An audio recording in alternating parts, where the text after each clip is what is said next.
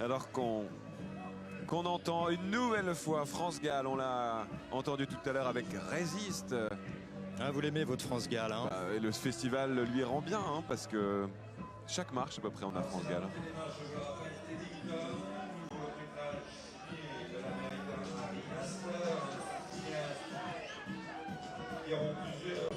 Des talents bruts. Alors qu'est-ce que ça veut dire un talent brut, Olivier? Ça veut peut-être dire Oui. un professionnel qui travaille pour Brut. Ah.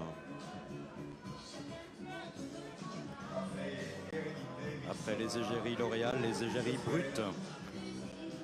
Chacun fait son miel de la situation, cher Olivier.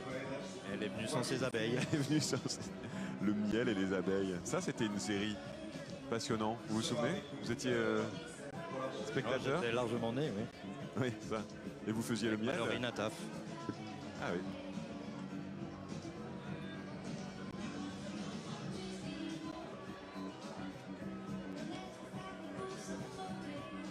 Je vous rappelle d'une très très belle soirée canoise qui s'attend après la montée des marches. Rendez-vous à 21h15. On l'a dit, une montée des marches exceptionnelle ce soir avec des stars pour un film en compétition, Eddington de Harry Astor qui avait déjà signé Midsommar. On va parler de son cinéma peut-être, Victor. Et Beau is Afraid aussi, dans un cinéma horrifique, Olivier. Et là, on va plonger.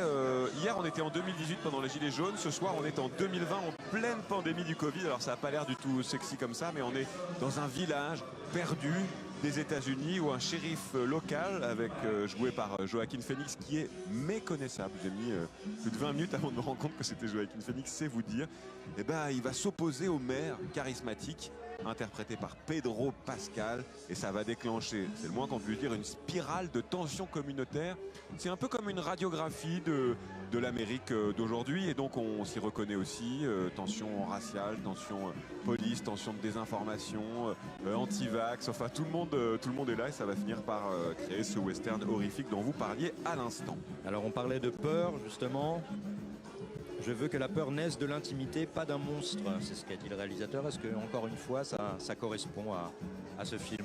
Il n'y a pas de monstre. Tout le monde est un monstre. Franchement, il y en a de l'intérieur. Pas physiquement. C'est pas des monstres. Non, comme dans les séries B. Non, c'est pas un film de série B. C'est vraiment des personnages contemporains, mais alors il n'y en a pas un pour sauver l'autre.